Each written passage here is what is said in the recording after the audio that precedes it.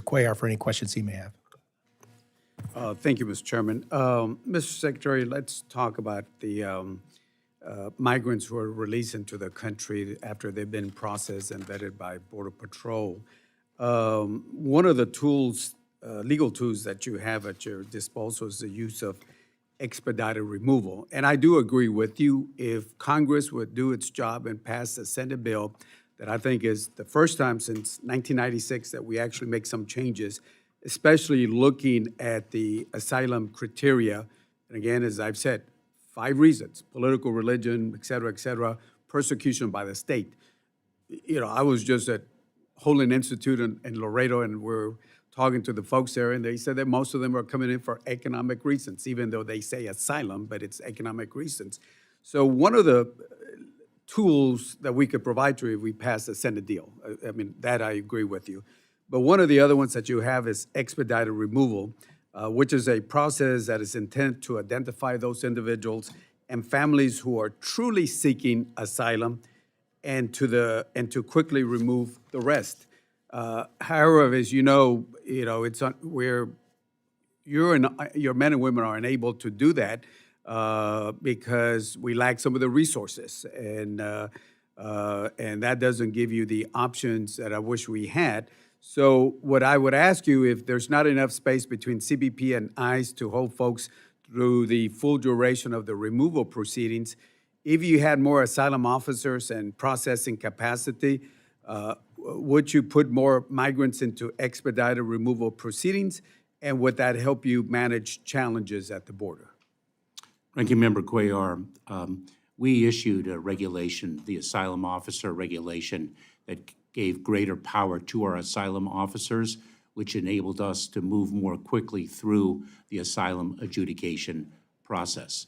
One major provision of the Senate bipartisan legislation that would have been so incredibly impactful was to allow us to apply expedited removal proceedings, a much more accelerated removal process, to individuals outside of immigration detention. Right now, for single adults, we are restricted to applying expedited removal to those in detention. That bipartisan legislation would have provided us with extraordinary enforcement tools, and I remain uncertain why it was not unanimously approved. I agree with you. So just to make sure, so you cannot use expedited removal under Title VIII unless if they're detained. That is my understanding of the law to the best of my recollection, Mr. Ranking Member.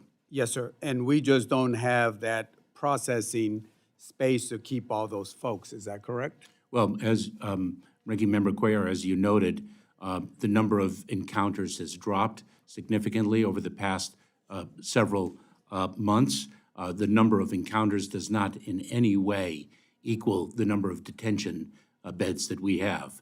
The 2024 budget, I think, funded 41,500 detention beds, and we are encountering approximately 3,800 people in between the ports of entry over the past several weeks, as Mr. Chairman noted. So detention is not the only delivery, consequence delivery that we can issue. What is needed is the swift and fast removal of individuals who do not qualify for relief.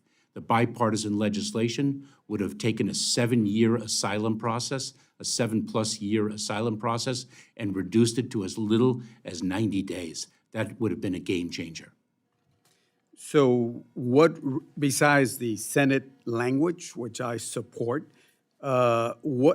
besides that, what resources would you need to increase your expedited removal operations to meet the demands that we anticipate? And keep in mind that in between ports, it's 3,800, at least for the last 3 weeks, 21 days average. What resources would you need, and how would you use that?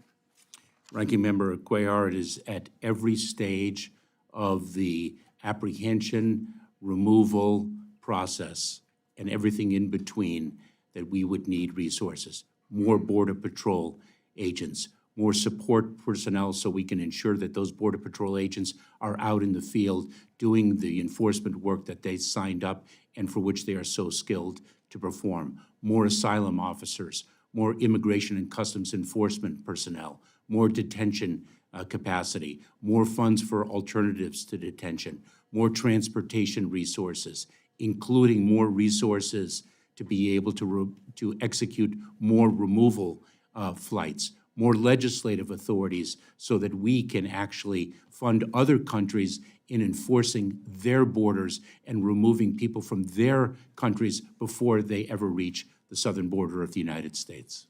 And my time's up, but I do want to emphasize what you said. Expedite removal is only if you have somebody in detention, and if they're out, then we need some changes of the law like the Senate deal does. Thank you so much.